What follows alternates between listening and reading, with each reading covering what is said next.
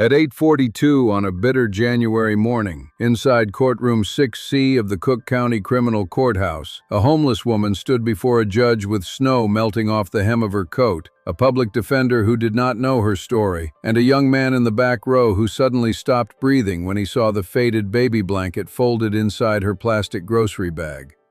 No one else noticed the blanket. They noticed her shoes first. One sneaker was black, the other was navy blue. Both were split near the toes, wrapped with silver duct tape that had gone soft from the slush outside. Her coat was too thin for Chicago winter, the zipper broken at the chest, the sleeves darkened by rain and train station dust.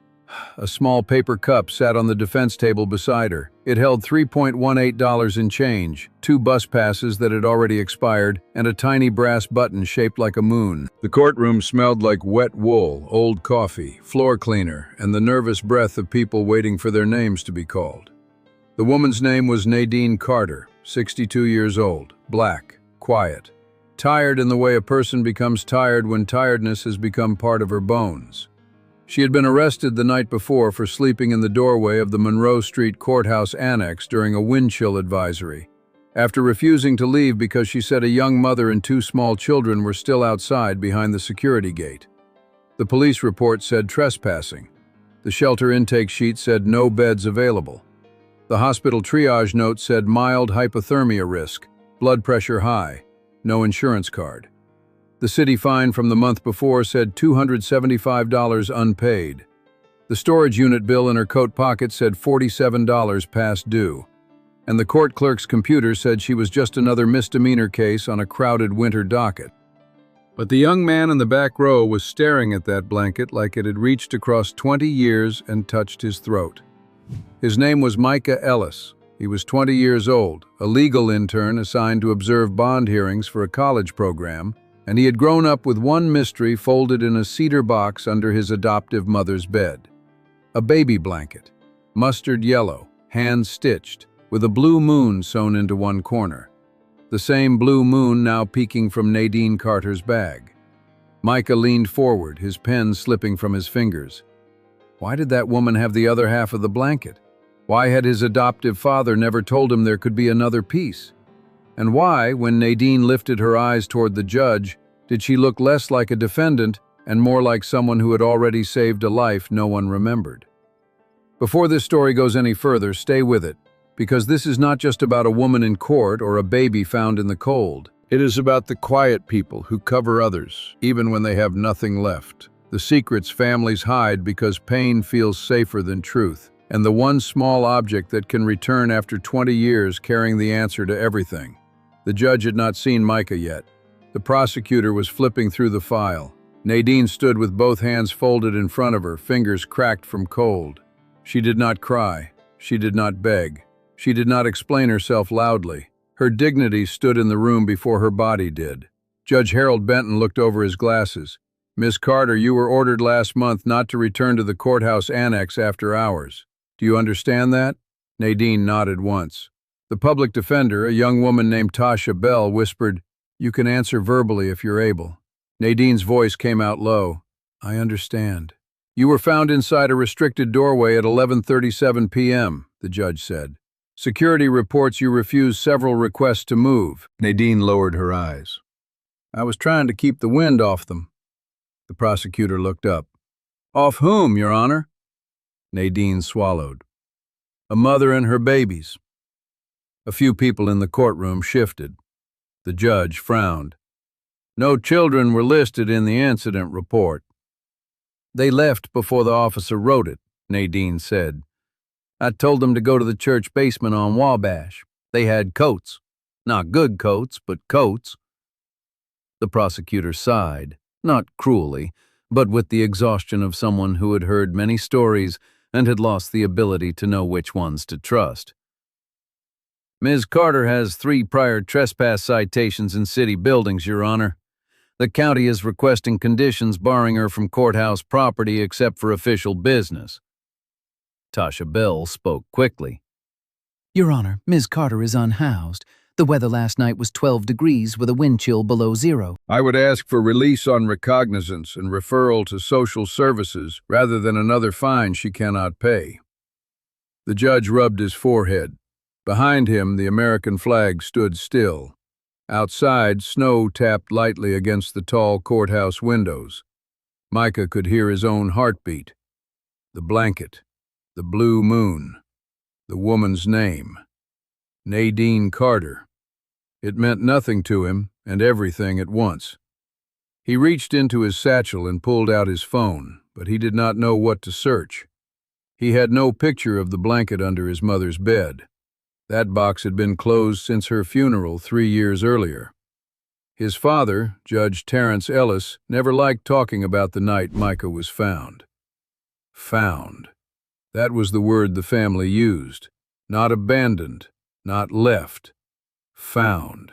Micah had been told a firefighter discovered him outside Station 27 on South Low Avenue during the January freeze of 2006, wrapped in a yellow blanket, alive because someone had tucked the cloth tight around his body and placed him near the warm exhaust vent before ringing the bell and disappearing. His mother, Simone Ellis, had always said, "Whoever wrapped you wanted you to live." His father always went quiet after that. Micah had never known why. Now, 20 years later, a homeless woman stood in court with the same moon in her bag, and something inside him whispered that his life had just opened a door. Judge Benton leaned back. "Ms. Carter, if I release you, where will you go tonight?" Nadine did not answer right away. That silence was not defiance. It was math. Shelter line by 4, soup kitchen by 5:30, bus ride if she could find $2, storage unit before Friday or she would lose the last box with her son's photograph. Tonight's temperature, 9 degrees. Tomorrow's hearing for the city fine. No address, no phone that stayed charged, no person to put on the form. Finally, she said, "I'll find somewhere." The judge's face softened, then hardened again because softness without a solution can become another kind of cruelty. Finding somewhere is not a plan. "No, sir," Nadine said, "but it is what I have." Micah stood before he meant to. The bench creaked. Tasha turned, the prosecutor turned. Judge Benton looked toward the back row. "Young man?" Micah froze. He was not supposed to speak. Interns observed. They did not interrupt court. His professor would have told him to sit down. His father would have told him to understand procedure before passion. But the blue moon was still visible inside the bag, and Nadine Carter was about to be sent back into the cold with another paper she could not pay. Micah's voice came out rough. "Your Honor, I'm sorry. I think I know that blanket." The courtroom went silent in the strange way rooms do when everyone hears something they cannot place. Nadine turned slowly. For the first time, she looked at him. Her eyes were dark brown, tired, and steady. When she saw his face, her hand moved toward the bag, not to hide it, to protect it. Judge Benton's eyebrows drew together. "Approach, Mr. Ellis," Micah said. "Micah Ellis." The judge's expression changed slightly. He knew the name. Everybody in that building knew Judge Terrence Ellis, the respected appellate judge who had once worked in this very courthouse. Micah walked forward with his heart beating so hard his hands felt numb. Nadine watched him. The closer he came, the more the courtroom faded. The wet coats, the coughing man in the second row, the clerk typing, the deputy near the door. Everything narrowed to the folded yellow cloth and the blue moon. Tasha Bell whispered, "Micah, what are you saying?" He did not look at her. He looked at Nadine. "Where did you get that blanket?" Nadine's fingers closed around the bag handle. Her voice was calm, but something underneath it trembled. "Why do you ask?" Micah swallowed. "Because I was found in one just like it." Nadine's face did not collapse. It emptied, as if the room had stolen the air from around her and left her standing inside a memory no one else could see. Her lips parted. No words came. Then she looked down at the blanket. The judge said, "We need order. Ms. Bell, confer with your client." But Nadine was no longer in the courtroom. She was 20 years back, under a train track, in a storm, holding a baby against her chest while the whole city froze. The morning in Courtroom 6C did not begin with Nadine Carter's arrest. It began long before that, on a night when the sky over Chicago looked like black glass and the lake wind cut down 63rd Street like it was looking for skin. January 19th, 2006, 2:13 a.m. Nadine was 42 then, though life had already put 60 years behind her eyes. She had been sleeping under the viaduct near South Low Avenue, not because she believed concrete could keep anyone warm, but because it blocked enough wind to make surviving until morning feel possible. Her shopping cart was chained to a rusted pole with a broken bike lock. Inside the cart were 3 folded shirts, an empty thermos, a Bible with water-warped pages, a plastic bag of aluminum cans, and a mustard-yellow quilt her mother had sewn when Nadine's son Elijah was born. The quilt had blue moons in the corners. Her mother used to say, "A moon is proof the night don't get the last word." Nadine had repeated that sentence to Elijah whenever he was sick, and Elijah had been sick often. Asthma, bronchitis, long nights in emergency rooms where fluorescent lights made everybody look like ghosts. Nadine had worked then as a night custodian at a downtown hotel, mopping marble floors other people walked across without seeing her. She also cleaned offices on Saturdays when she could, saving money in white envelopes she labeled with careful handwriting. Rent, $675. Gas, $82. Bus pass, $75. Elijah inhaler refill, $48 if insurance approved. Hospital payment plan, $136. She could stretch chicken backs into 3 meals. She could sew school pants by hand. She could make a child laugh during a power shutoff by pretending candles were a restaurant. She could do almost anything except make the city easier for a poor mother with a sick child. The winter Elijah turned 16, a hospital bill arrived for $18,742.63 after insurance denied part of an emergency stay. Nadine laughed when she opened it, not because it was funny, because sometimes the body chooses laughter when it refuses to break in public. Elijah died 8 months later from a severe asthma attack after running for a bus in cold air. No one person killed him. That was what made the grief harder.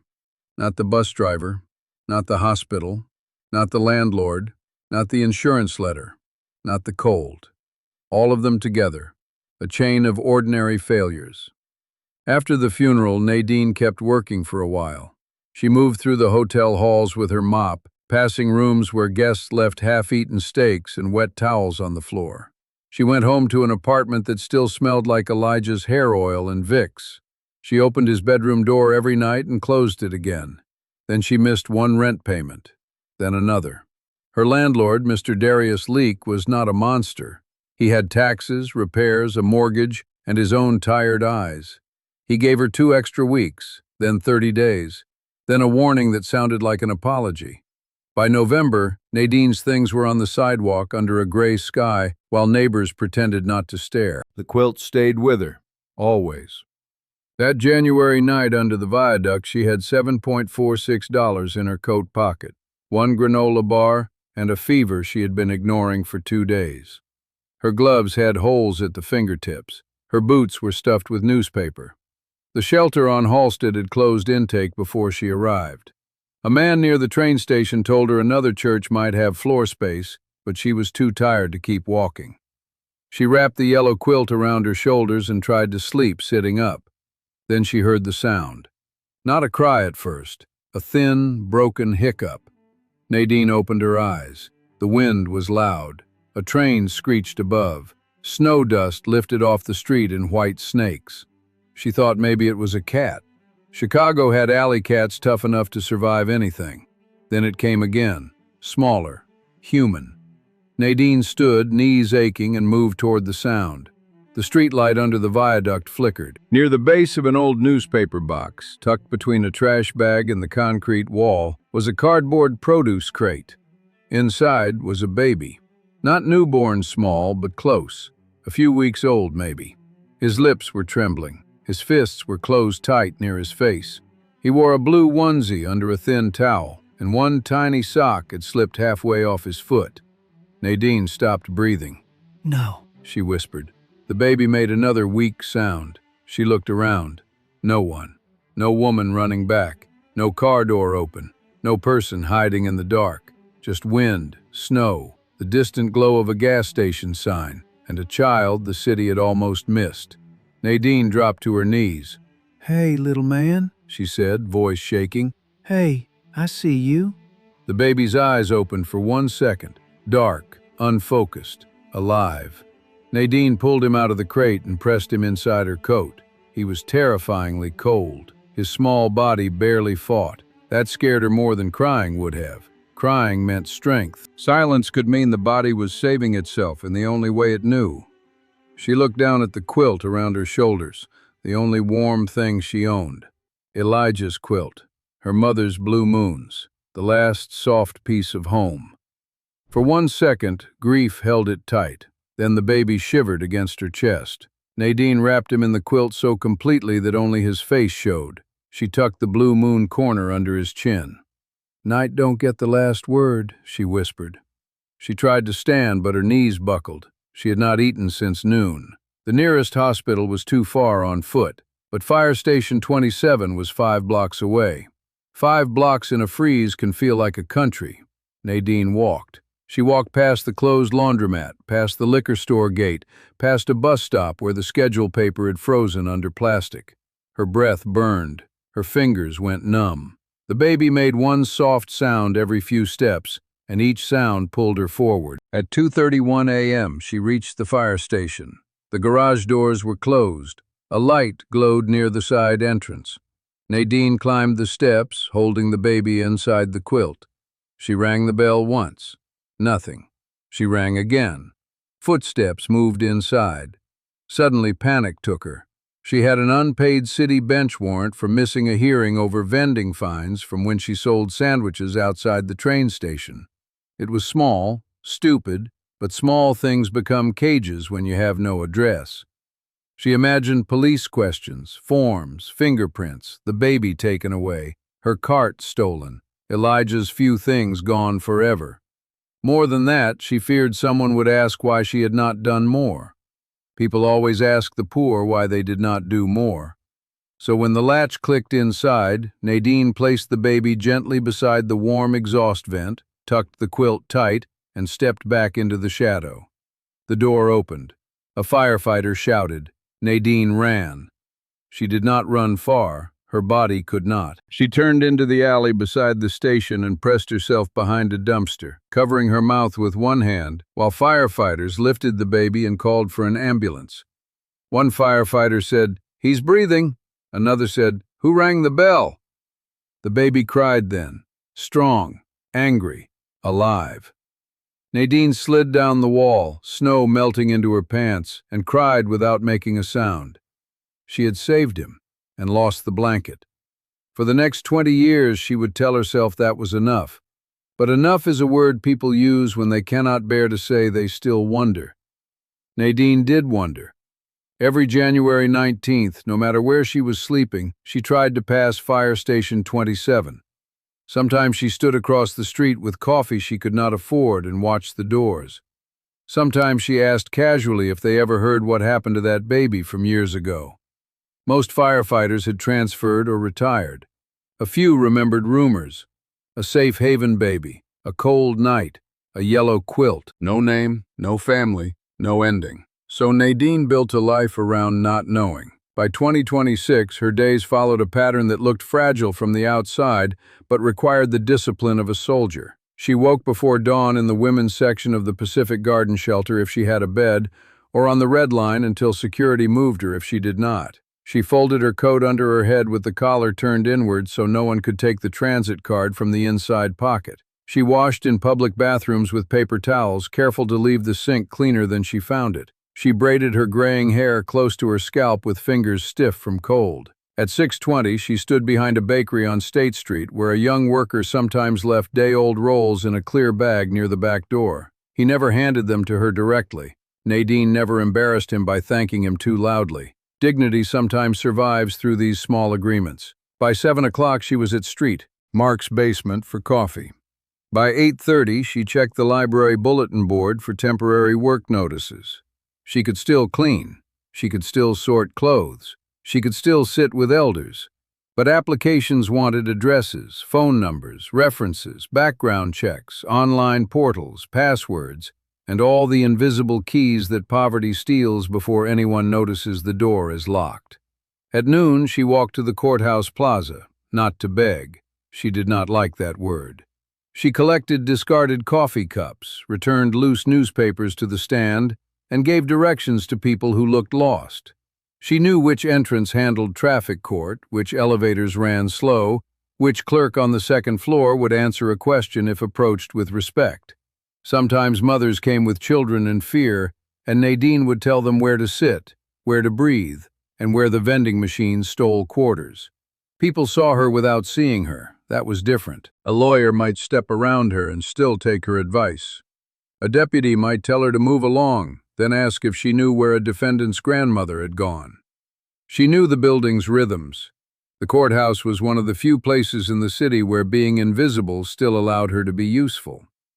At 3 o'clock, she checked on Mr. Alton Price, a retired bus mechanic who slept near the Federal Building and forgot his medication unless someone reminded him. At 4:15, she helped a young mother named Brielle carry twins through the shelter line. At 5:40, she walked to the soup kitchen if her knees allowed. She never said out loud what she sacrificed. She never said she gave her gloves to Brielle last December and spent 3 weeks with socks on her hands.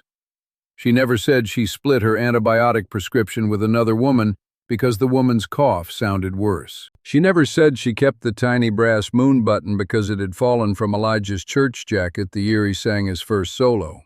She never said that every time she heard a baby cry in winter, her chest opened like a door in a storm.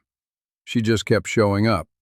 That was Nadine Carter's strength, not that she had nothing, that she kept giving from what little had survived. Micah Ellis had lived a different life, but not an untouched one. He grew up in Hyde Park in a brick home with bookshelves, framed degrees, and a kitchen window facing a small maple tree. His adoptive mother, Dr. Simone Ellis, was a pediatric cardiologist with warm hands and a laugh that filled rooms.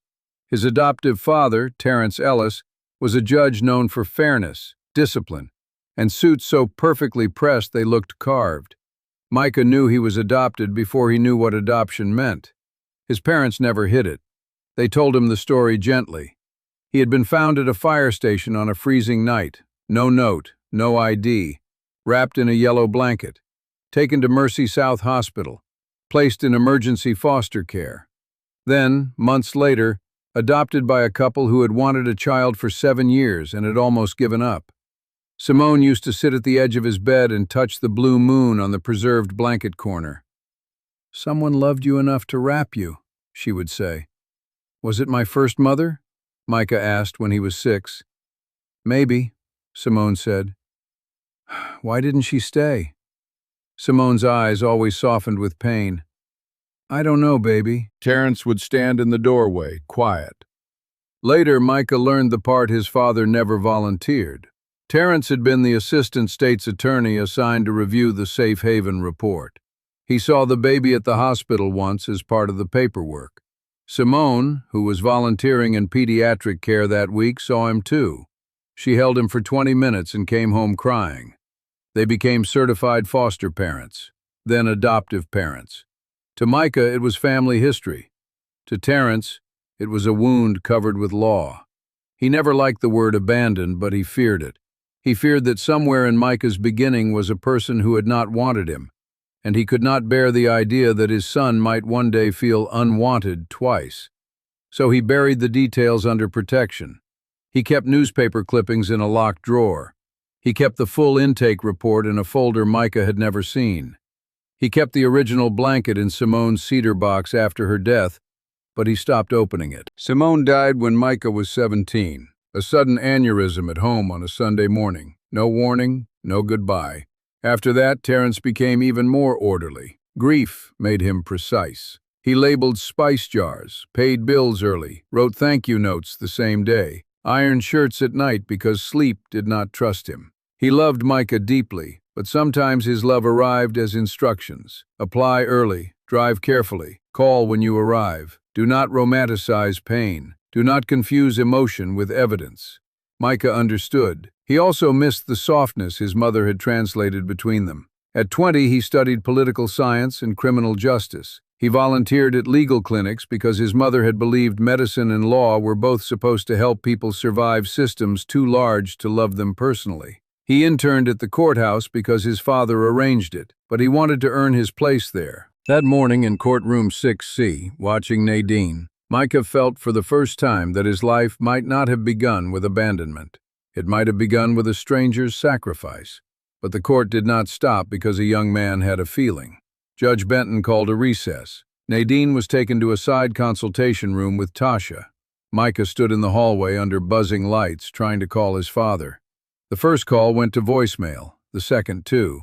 He texted, "Dad, I need you. It's about the blanket." No answer. Micah paced. At the end of the hall, people lined up at a payment window with folded citations. A mother bounced a sleepy child on her hip. A man in a work jacket argued about a missed court date. Deputies moved everyone along. Nadine emerged with Tasha 15 minutes later. The yellow blanket was no longer visible. It had been tucked deeper into the bag. Micah stepped toward her. "Miss Carter." Tasha raised a hand. "Careful, she has an active case." "I know. I'm not trying to interfere." Nadine looked at him. Up close, he saw lines around her mouth, silver near her temples, and a scar above her left eyebrow. Her face held the kind of composure people mistake for indifference when it is really control. He said, "The blanket, please. I just need to know where you got it." Nadine's grip tightened. "Was it yours?" Micah nodded slowly.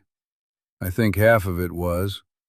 Her eyes searched his face, not like a stranger, like someone comparing him to a memory made mostly of cold cloth and a baby's breath. "What was your name?" she asked. "Micah Ellis." "No," she said quietly. "Before." "I don't know." Something in her face changed again. Sadness, not surprise. "I didn't either." Micah's throat tightened. "You found me?" Tasha inhaled sharply. Nadine looked away toward the courthouse windows, where snow slid down the glass in thin lines. "I found a baby," she said. "I don't know if he was you." "But the blanket. There are many blankets in this world." "With the blue moon?" Her eyes closed for 1 second. That was the answer. Before she could speak, a deputy called her name. Tasha turned toward the courtroom. "Judge is back." Micah stepped aside, but his heart was no longer in his chest. It was somewhere under a viaduct 20 years ago, wrapped in yellow cloth. When court resumed, Judge Benton released Nadine without bail, referred her to social services, and ordered her to return in 3 weeks. He barred her from sleeping in the courthouse annex again. It sounded reasonable. It was not. For a person with no place to sleep, a ban from a warm doorway is not a boundary. It is a sentence written in weather. Nadine thanked the judge anyway. She picked up her plastic bag. As she passed Micah, she paused. For 1 second, her hand moved toward him as if she might touch his sleeve. Then she stopped herself. "You keep warm," she said. The words were ordinary. Micah felt them like a hand over his whole life. That afternoon, Terrence Ellis found his son sitting in the courthouse cafeteria with untouched coffee and a look he had not seen since Simone died. "What happened?" Micah stood too quickly. "You didn't answer." "I was in argument. My phone was off." "It's the blanket." Terrence's face changed, just slightly, but Micah saw it. "You need to come home," Terrence said. "No, I need you to tell me the truth here." The cafeteria noise continued around them. Plastic trays, coffee machines, lawyers laughing too loudly because courtrooms make people need laughter. Terrence lowered his voice. "This is not the place. It started in this place. Micah, did you know there was another half?" Terrence went still. That stillness was worse than denial. Micah stepped back. "You knew." "I suspected." "How do you suspect another half of a blanket and not tell me?" Terrence looked toward the windows. Outside, snow fell over the courthouse plaza. "When you were found, the blanket had been torn. A corner was missing." No, we had the corner. We had one portion preserved. The rest was kept in evidence briefly, then released with you. Your mother saved what she could. Dad. Terrence's jaw tightened. There was a woman seen on security footage near the station. Poor quality, no face, just a figure leaving after ringing the bell. The police looked for her for a while. They thought she might be your birth mother. And? They never found her. Did you try? Terrence's eyes flashed with pain. We did what the record allowed. That's not what I asked. Silence opened between them. Terrence was a judge. He knew how to answer questions without answering wounds. But this was his son. And Micah had inherited Simone's way of wading through evasions until truth became embarrassed. Terrence said, "Your mother wanted to look harder. I was afraid." Of what? "That finding her would mean losing you." Micah's face tightened. Terrence immediately regretted the words, but they were true. "I was wrong to let fear decide what you were allowed to know." Micah sat down slowly. Terrence sat across from him. For a moment, they were not judge and intern, not father and almost grown son, but two people on either side of a locked room. Micah said, "She was in court today." "Who?" "The woman from the footage, I think." Terrence's breathing changed. "She had the blanket?" "The other half, or part of it." Terrence looked suddenly older. "What is her name?" "Nadine Carter." Terrence repeated it softly, then he stood. "We need the file." But files are not magic, and truth does not open just because powerful people finally want it. The first barrier was legal. Micah's adoption records were sealed. Safe haven reports had confidentiality protections. Evidence retention rules had changed. The fire station log from 2006 was archived. The security footage no longer existed. The firefighter who carried the baby inside had retired to Indiana. The intake nurse had died. The social worker's notes were incomplete. Terrence could make calls, but he refused to abuse his position. That was important to him. Micah respected it. He also hated it. Meanwhile, Nadine returned to the street. The social services referral sent her to an office on Pulaski where a woman behind glass gave her a list of shelters already full. The warming center opened at 7 p.m. and closed at 6 a.m. Her storage unit payment was due by Friday. The last photograph of Elijah was inside, along with his high school certificate, a plastic inhaler spacer, and a shoebox of birthday cards. She spent the afternoon trying to find $47. At 5:12 p.m., she stood outside a grocery store on Roosevelt Road holding a cardboard sign that read, "Need work, can clean, can cook, God bless." A man in a wool coat gave her $1 without looking. A woman told her the shelter was 2 blocks down, as if Nadine had not known every shelter in the city by smell. A teenager filmed her for a joke, until Nadine looked straight into the camera, calm and steady, and the girl lowered the phone. At 6:40, Nadine entered the warming center. The room was bright and loud, filled with folding chairs, coats, plastic bags, coughs, and the smell of instant soup. She sat near the wall and unfolded the yellow blanket from her bag. It was not large anymore. After the night at the fire station, she had found a torn strip of the quilt caught on the chain of her cart. Maybe it had ripped when she wrapped the baby, maybe when she ran. She kept that strip for 20 years, sewing it into another scrap of wool, preserving the blue moon button from Elijah's jacket inside one corner. It was not the whole blanket. It was a memory she could hold. An older woman beside her nodded toward it. "Pretty." Nadine touched the blue moon. "My mama made the first one." "You got children?" Nadine looked at the blanket for a long time. I had a son. The woman heard the past tense and did not ask more. That was mercy. Across the city, Micah opened Simone's cedar box for the first time since the funeral. Terrence stood in the doorway of the bedroom, unable to come closer. The box smelled faintly of cedar, lavender, and the vanilla hand cream Simone used every night. Inside were letters, a silk scarf, hospital ID badges, Micah's first tooth in a tiny envelope, and the folded yellow blanket. Micah lifted it with both hands. It was softer than he remembered and smaller than it had seemed when he was a child. One edge was frayed. The blue moon corner was intact, but another corner showed a careful repair where cloth had been missing. Terence said quietly, "Your mother used to hold it when you was sick." Micah touched the stitches. "Why didn't you?" Terence did not answer at first. "Because I was afraid I would hate the person who left you." Micah looked up. "And now?" Terence's eyes filled, but no tears fell. "Now I am afraid I hated the wrong story." That sentence became the first honest bridge between them. The next week, Nadine's case became more complicated.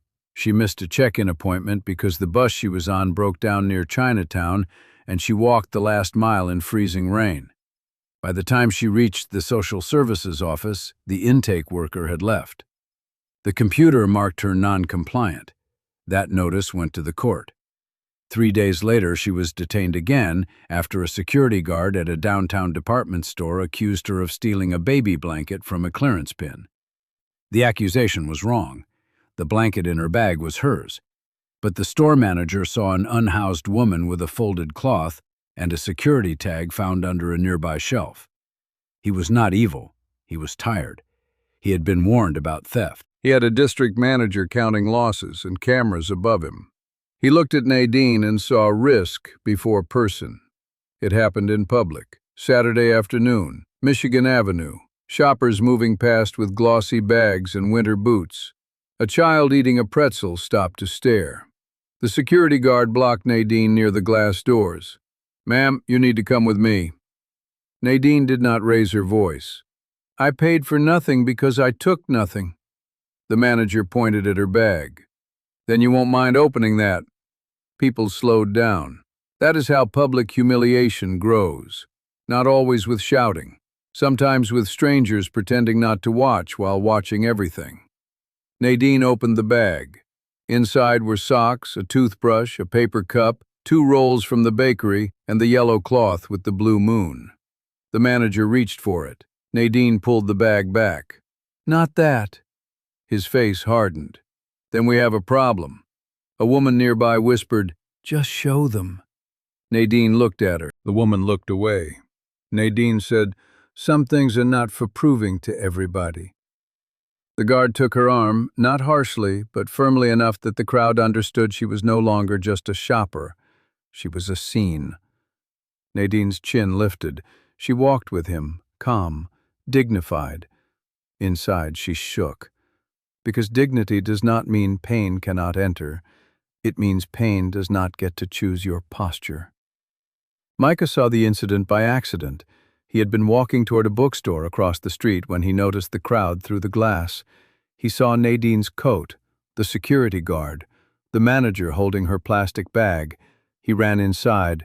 "Stop," he said. The manager turned. "Sir, this doesn't concern you." "It does." Nadine looked at him, and something like alarm crossed her face. Not relief, alarm. She did not want this young man pulled into her trouble. Micah said, "That blanket is not store merchandise." The manager frowned. "And you know that how?" Before Micah could answer, another voice spoke from behind him. "I can verify the young man is not speaking casually." Judge Terence Ellis stood near the entrance wearing a dark overcoat, his expression controlled and cold enough to change the room's temperature. He had come to meet Micah for lunch. Instead, he found the woman who might have saved his son being searched in public. The manager recognized him, not by name maybe, but by bearing.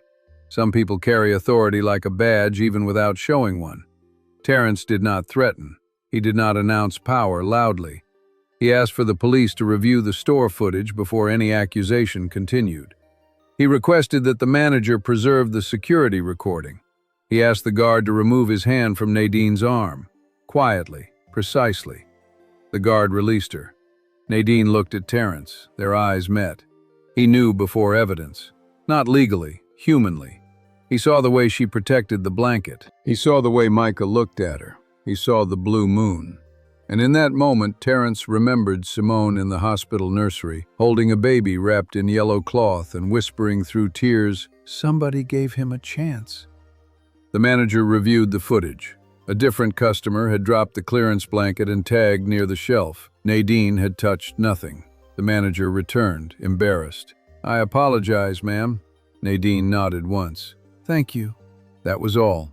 No speech, no anger, no demand for the crowd to witness her innocence with the same energy they had witnessed her suspicion. She gathered her bag and turned to leave. Micah followed. "Miss Carter, please wait." Outside, snow blew sideways between buildings. Taxis hissed through slush. The city moved on because cities are very good at moving on. Nadine stopped near a bus shelter. Terence stood a few feet behind Micah, giving space but not leaving. Micah said, "I'm sorry that happened." Nadine looked at the street. "Happens all the time. Today just had witnesses." Terence flinched. Micah said, "We're trying to find the records." "You don't have to." "I want to." Nadine's fingers tightened around the bag. "Wanting is heavy. I've carried not knowing my whole life." She looked at him then, really looked. "What did they tell you?" "That I was found at Fire Station 27, January 2006, wrapped in a yellow blanket." Nadine closed her eyes. A bus roared past, spraying dirty slush near the curb. Micah stepped closer. "Was it you?" For a long moment, the only sound was traffic. Then Nadine opened her eyes. "I found a baby," she said again. "I wrapped him because he was cold. I rang the bell because he needed someone with heat. Then I left because I was scared." Micah's eyes filled. Terence looked away. Nadine continued, "If that baby was you, then I thank God you lived." Micah whispered, "Why didn't you stay?" There it was. The question every child found in a mystery eventually asks. Nadine accepted it like she had expected it for 20 years. "I had no address, no clean clothes, no proof I was good. I had a warrant for a stupid fine. I thought if they saw me, they would see trouble before they saw what I did." Micah shook his head. "You saved me." "I saved a baby," she said gently. "I didn't know his name." "My name is Micah." A quiet passed through her face. "Micah," she repeated. The name sounded different in her mouth, like a prayer finally given a shape. Terence stepped forward. "Miss Carter, my name is Terence Ellis. My wife and I adopted Micah." Nadine nodded. "I know who you are." He was surprised. "I saw your picture once," she said, "in an old paper at the library. Judge and doctor adopt safe haven baby. I didn't keep it. Didn't feel like mine to keep." Terence's throat moved. "You should have been thanked." Nadine looked at him with tired kindness. "You raised him." "That thank's enough." Terence had argued before panels, judges, lawmakers, and rooms full of people waiting for his words. But in front of Nadine Carter, he had none ready, because she had nothing and had given his son warmth. He had power and had hidden the possibility of her. The imbalance stood between them, not as accusation, as truth. Terence said, "May we help you?" Nadine's expression changed. A wall came down, gentle but firm. "Help me how?" "Shelter, legal support, your case, storage, medical care." She smiled faintly. "That sounds like throwing a whole office at one cold woman." Micah almost laughed through tears. Terence said, "Not throwing, asking." Nadine studied him. That mattered. Asking, not deciding, not rescuing like a person becomes a project.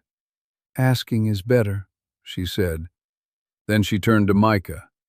"But before anybody helps me, I need one thing clear. I am not your mother. I will not step into the grave of the woman who raised you." Micah's face changed. "She died." "I figured," Nadine said softly. You carried grief around your eyes." The words broke him more gently than comfort might have. Terence looked at his son, then at the woman who saw him so quickly. Nadine said, "The woman who sat up with fevers, signed school forms, taught you your name, loved you through every ordinary day. That is Mother." Micah wiped his face. "And you?" Nadine touched the bag. "I was the woman in the cold." The sentence would return later. At first it hurt, then it healed. Terence did not give Nadine money that day. He bought her lunch because she agreed to lunch. There is a difference. They sat in a small diner on Wabash, where the windows fogged from soup steam and winter coats. Nadine ordered black coffee and toast first, then only after Micah ordered stew did she allow herself a bowl too. Terence noticed. He did not comment. He simply asked the waitress to bring extra bread for the table. Micah asked questions carefully. Nadine answered some and let others rest. She told them about the viaduct, the crate, the tiny sock, the fire station bell. She told them about hiding in the alley until she heard him cry. She did not tell them everything about Elijah yet. Some grief requires permission from the body before it can become words. Terence told her about Simone, a pediatric doctor, a woman who sang badly and loved fiercely, a woman who kept the blanket in cedar because she said beginnings deserved respect. Nadine listened with her hands around the coffee cup. When Terence said Simone died 3 years earlier, Nadine closed her eyes. "I'm sorry," Terence nodded. She always wanted to find the person who wrapped him. Why didn't she? The question was soft. Terence still felt it. Because I was afraid. Nadine did not rescue him from the truth. What were you afraid of? Terence looked at Micah. That Micah would feel torn. Nadine shook her head slowly. A child can hold more love than adults trust them with. Terence looked down. It was the kind of sentence that enters a man and starts rearranging rooms. Micah whispered, "Can we see the blanket? Yours?" Nadine hesitated, then she removed the cloth from her bag.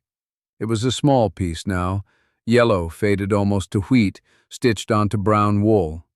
In one corner was the tiny brass moon button. Micah opened the photo on his phone of Simone's cedar box blanket. The patterns matched. Not perfectly, because age had changed them, but the blue moon stitching, the thread, the fabric, the shape of the missing corner. It was real. Nadine touched the screen with one finger. "There you are," she whispered. Not to Micah, to the blanket, to the night, to the piece of herself she had left at the fire station door. Micah began crying silently. Nadine reached across the table, then stopped. She remembered her own rule. Not his mother. Not replacing. Not claiming. Micah saw the hesitation and took her hand himself. Terence turned his face toward the window. Snow blurred the city outside. Inside, 3 people sat around a diner table with 2 pieces of a blanket and 20 years of unanswered questions. No one was fixed, but something had been found. The official reveal came 6 weeks later because emotion can recognize truth before systems are willing to. Terence hired no private army. He did not buy a solution. He asked Nina Okafor, now working with a community legal nonprofit in Chicago, after relocating from Baltimore 2 years earlier, to help properly and ethically petition for records access. She was sharp, patient, and allergic to shortcuts. Nadine trusted her because Nina looked her in the eye and asked before touching her papers. Together they obtained the fire station log, archived emergency intake notes, and a partial witness statement from a retired firefighter named Luis Ramirez, who remembered a woman's voice outside the station saying, "Night don't get the last word," just before he opened the door. That phrase was not in the public article. It was not in Micah's adoption story. Only Nadine knew it. And in Simone's cedar box, tucked into the blanket folds, was a note Simone had written after hearing baby Micah mumble in fever at age 2. The note said, "When he has nightmares, I tell him the night does not get the last word." I do not know where that sentence came from. Maybe from whoever wrapped him. Maybe from God. Terence read that note at his dining table and sat down hard. Micah stood beside him. Nadine sat across from them, wearing a clean gray sweater Lillian from the shelter had helped her choose. She kept her coat on because people who have spent years outside do not trust warmth immediately. Nina placed the documents in order. The retired firefighter joined by video call. His hair was white now, his voice shook. "I remember the blanket," he said. "My own granddaughter was born that month. I remember thinking whoever wrapped that baby knew how to tuck cloth under the neck. That wasn't careless. That was love." Nadine looked down. Silent tears slid onto her hands. The firefighter continued, "I opened the door, saw the baby, and heard footsteps running. I shouted, but whoever it was disappeared. We found him warm enough to survive because of that quilt. Another 10 minutes, maybe." He stopped. "Well, he made it." Micah covered his mouth. Terrence asked, voice rough, "Did the report list the person as suspected abandonment?" Ramirez sighed. "The initial language did.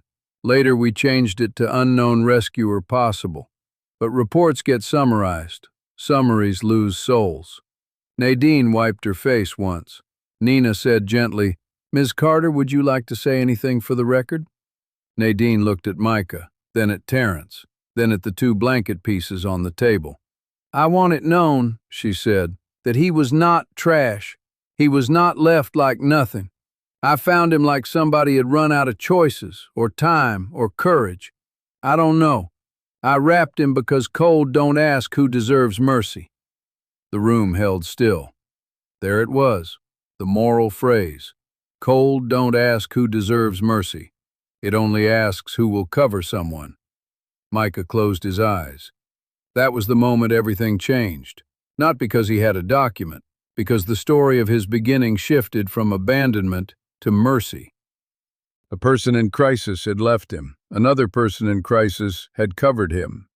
His life was not born from one act alone. It was born from a chain, a mother or father unknown, a homeless woman with a quilt, a firefighter opening a door, a doctor who held him, a judge who adopted him, a mother who loved him. And now, truth returning late but alive. Terrence stood abruptly and left the room. Micah started after him, but Nadine lifted a hand. "Let him breathe." Terrence walked into Simone's old study and closed the door halfway. He did not sob loudly. He sat in her chair, held one of her scarves, and cried without sound. For 17 years he had believed his fear protected his family. Now he saw fear had also kept gratitude homeless. A few minutes later, Micah entered. Terrence wiped his face, embarrassed. Micah sat across from him. "I'm not leaving you," Micah said. Terrence looked at him, stunned. Micah repeated, "Finding her doesn't make you less my father." Terrence's face broke. "I know that in my head. Then let your heart catch up." It was something Simone would have said. Both of them knew it. Terrence reached for his son, and Micah let himself be held, not like a child exactly, but like a son who understood his father was human too. In the months that followed, help came carefully. Nadine's trespass charges were dismissed after Tasha Bell and Nina documented the shelter shortages and circumstances. Her fines were converted into community service she was already doing informally, but now with dignity and structure. Terrence helped connect her with a non-profit housing program, but Nadine made her own choices. She refused a placement far from the neighborhoods she knew. She accepted a small studio in Bronzeville only after visiting it 3 times, checking the locks, opening every cabinet, and sitting quietly by the window for 20 minutes. The rent was subsidized, not free. She insisted on paying a portion from part-time work. Nina helped her obtain replacement identification. Tasha helped clear old bench warrants tied to unpaid survival fines. A clinic helped treat her blood pressure and arthritis. Lillian from the shelter brought houseplants. Mr. Alton Price gave her a dented kettle.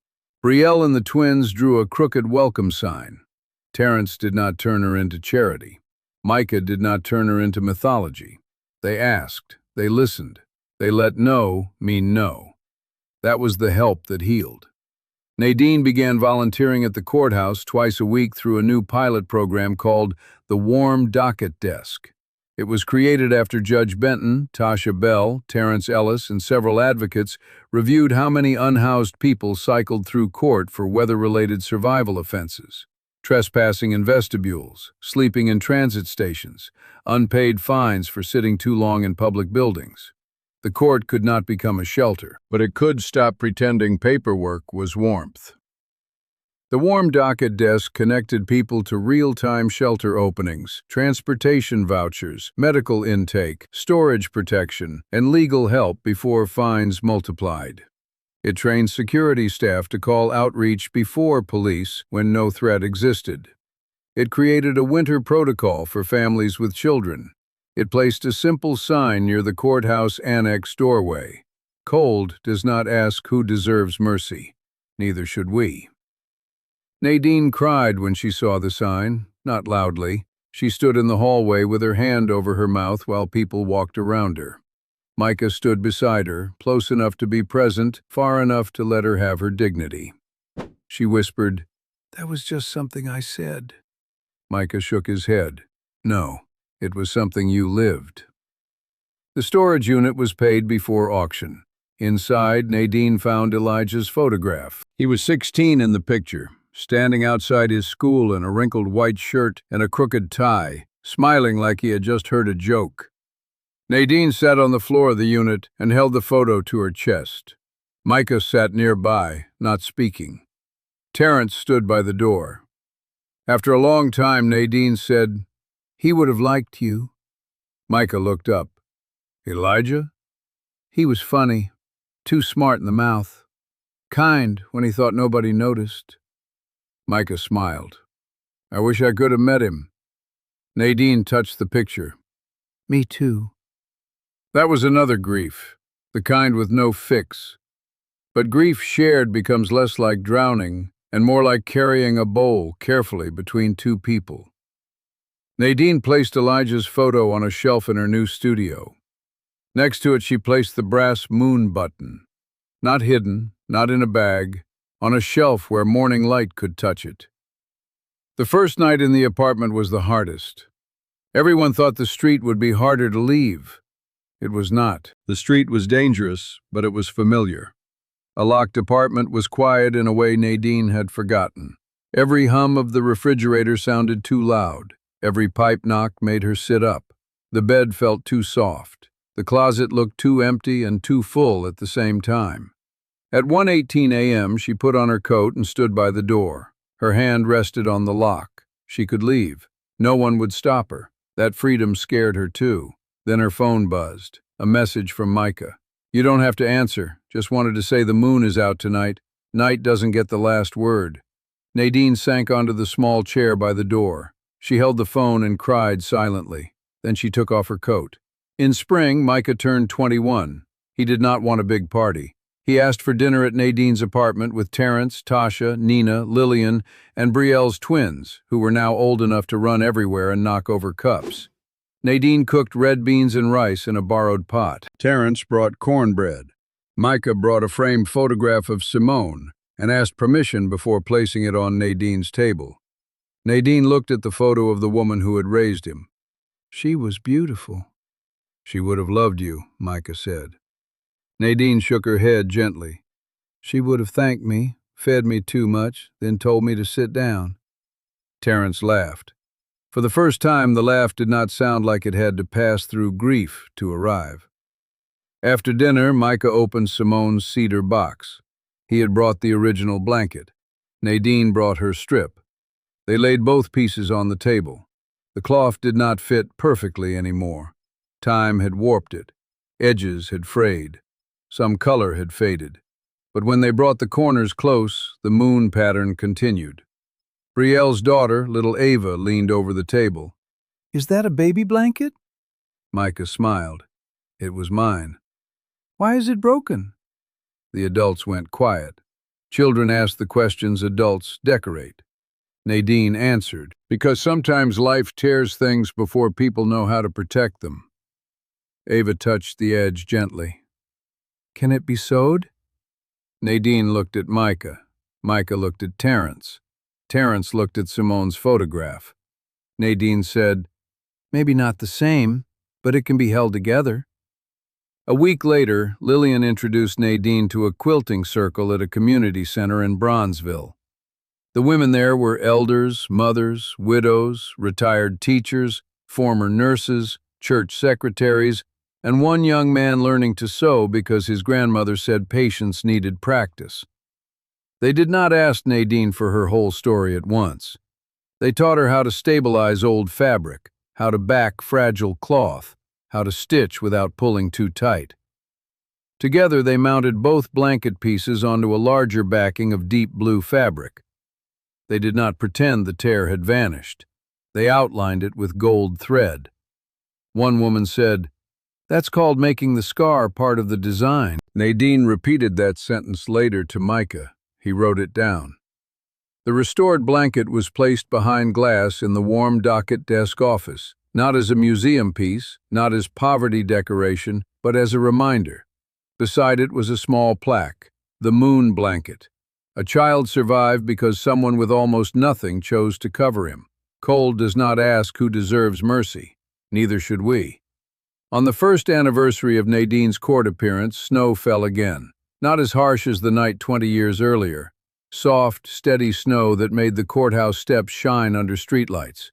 At 8:42 a.m., Nadine entered the courthouse through the front doors, not in handcuffs, not carrying all she owned, not looking for a doorway to survive the night. She wore a warm brown coat, sturdy boots, and a blue scarf Micah had given her for Christmas. In her tote bag were outreach forms, hand warmers, granola bars, 2 transit cards, and a small sewing kit. Micah walked beside her, now preparing applications for law school. Terrence came too, not as a judge that morning, but as a volunteer. At the security checkpoint, the guard who had once moved Nadine along nodded respectfully. "Morning, Miss Carter," Morning, baby. she said. The word came easily now, not claiming, blessing. In Courtroom 6C, Judge Benton paused the docket before beginning. He acknowledged the warm docket desk and the winter protocol. He did not make it sentimental. He simply said the court had learned that public safety and human dignity were not enemies. Nadine sat in the back row, the same place Micah had sat when he first saw the blanket. A young mother entered with a baby wrapped in a thin, pink blanket. She looked exhausted and terrified, clutching a citation for sleeping in a transit station after missing the last shelter bus. Nadine saw her before anyone else did. She stood, walked quietly to the hallway, and returned with a folded fleece blanket from the warm docket desk. It was not mustard yellow. It was gray, practical, clean, warm. She approached the mother slowly, asking permission with her eyes before offering it. The mother nodded. Nadine wrapped the baby gently, tucking cloth under the tiny chin the way she had done under a viaduct 20 years earlier. Micah watched from a few feet away. For a moment, the whole world folded. The fire station, the yellow quilt, the cold, the courthouse, the glass case, the blue moon. Nadine looked at the baby and whispered, "Night don't get the last word." The mother did not know the history of that sentence. She only knew someone had seen her. That was enough. Later, when the docket ended, Micah and Nadine stood before the blanket display. Snow moved beyond the courthouse windows. Terrence stood back, giving them space. Micah said, "You ever wish you had stayed that night?" Nadine looked at the blanket behind glass. "Yes." The honesty surprised him. She continued, "And no, if I stayed, maybe they would have judged me. Maybe they would have taken me in. Maybe I would have lost my cart, Elijah's things, myself. Maybe I would have known sooner you lived. Maybe not. Regret is a hallway with too many doors." Micah nodded slowly. "Do you regret finding me?" Nadine turned to him. "Never." His eyes filled. She touched the glass lightly, right over the gold-threaded tear. "I regret how cold the world was around us. I do not regret covering you." Micah breathed through the ache in his chest. "I spent so many years thinking my beginning was a question mark."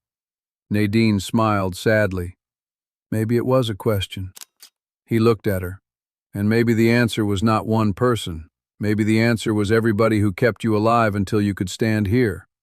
Micah looked toward Terrence. His father was speaking softly with Tasha Bell near the doorway, smiling in a way that had become more common over the past year. Micah thought of Simone. He thought of the unknown person who first left him near that crate, a person he might never know, someone who might have been desperate, sick, young, afraid, or all of those things. For years he had imagined that person as a shadow of rejection. Now he could imagine a more complicated truth. Not clean, not easy, but human. He looked at Nadine. "You were the woman in the cold," she nodded. "And you were the baby who lived." They stood shoulder to shoulder, not mother and son, not strangers, something rarer. A witness and the life that witness helped carry forward. That evening, Nadine returned to her studio apartment. The radiator hissed.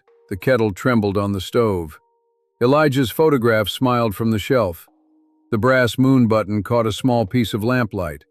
She removed her coat and hung it by the door. Then she opened the bottom drawer of her dresser. Inside was a new blanket she had been sewing for weeks. Deep blue backing, small yellow moons, strong thread. Not a copy of the old one, a continuation. The next morning she would bring it to the warm docket desk for the emergency family basket. For another baby, another mother, another night when the city might become too cold. She folded it carefully, corner to corner, like prayer. Across town, Micah opened Simone's cedar box again. This time it did not feel like entering a tomb. It felt like visiting a room where love had been waiting. He placed a photograph inside. Nadine standing between him and Terrence at the courthouse, all three smiling softly, the moon blanket behind them. Terrence stood at the door. "Your mother would like that picture," he said. Micah nodded. "She would tell us to print 2 copies." Terrence laughed. Then he grew quiet. "I'm sorry I let fear keep part of your story from you." Micah looked at him. "I know. I thought I was protecting you. You were protecting yourself, too." Terrence absorbed that, then nodded. "Yes." Micah closed the box gently. "I forgive you." Terrence's eyes filled. The words did not erase the years. They opened a window in them. Sometimes healing is not a dramatic embrace in the rain. Sometimes it is a son closing a cedar box without anger. A father staying in the doorway instead of leaving. A woman sleeping through the night in an apartment she finally believes will still be there in the morning. Winter passed. The warm docket desk helped 213 people in its first season. Not all stories ended neatly. Some people returned to the street. Some missed appointments. Some were still angry, still sick, still hard to reach. Mercy did not make life simple, but it made the system less cold. That mattered. Nadine became known in the courthouse, though she disliked being called an inspiration. She preferred useful. If a person came in shaking from cold, she knew where the hand warmers were. If someone could not read a citation, she read it without shame. If a mother needed formula, she called Brielle, who now worked part-time with the outreach team. If a security guard moved too fast towards someone sleeping upright on a bench, Nadine would raise one eyebrow and ask, "Did you ask if they were breathing okay first?" Most of the guards learned, some slowly, but they learned. Micah entered law school the following fall. On his first day, he carried a small card in his wallet with the moral phrase written in Nadine's careful hand. "Cold does not ask who deserves mercy." He did not show it to everyone, only when he needed to remember why law mattered. Nadine attended his white coat ceremony by mistake because she thought law students had one. Micah explained that was doctors. Nadine said law needed something too because people in suits forgot they had bodies. So on the day he started classes, she gave him a folded handkerchief with a tiny blue moon stitched in the corner. "For your pocket," she said, "when rooms get cold." He hugged her. This time she did not hesitate. She hugged him back. Not as his mother, as the woman who had once covered him, and had learned, slowly, to let herself be covered too. Years later, people would tell the story in shorter ways. A homeless woman saved a baby. 20 years later, he found her in court. They would say it like the miracle was the reunion. But those who lived it knew better. The miracle was not that Micah found Nadine. The miracle was that Nadine had kept her heart soft enough to be found. The miracle was that Terence let truth change him instead of defending the silence. The miracle was that a court building, made of stone and rules, learned to make room for warmth. And the miracle began with a blanket. One freezing night. One woman with nothing left but cloth and courage. One baby who could not ask for help. A blue moon in the corner. A bell rung and a life carried forward. If this story leaves anything behind, let it be this. Do not measure people only by where they are standing when you meet them. A courtroom can hold a rescuer. A doorway can hold a mother trying to survive. A homeless woman can carry the missing piece of a judge's family. A person with nothing can still give the thing that changes everything. And cold does not ask who deserves mercy. It only asks who will cover someone. So ask yourself tonight, who in your world is standing in the cold, not because they failed to matter, but because everyone else walked past too quickly? If this story touched your heart, share it with someone who still believes kindness can return after 20 years. Subscribe for more emotional stories about healing, dignity, and hope. And when the night feels colder than the world should allow, remember the blue moon blanket and be the reason someone lives long enough to see morning.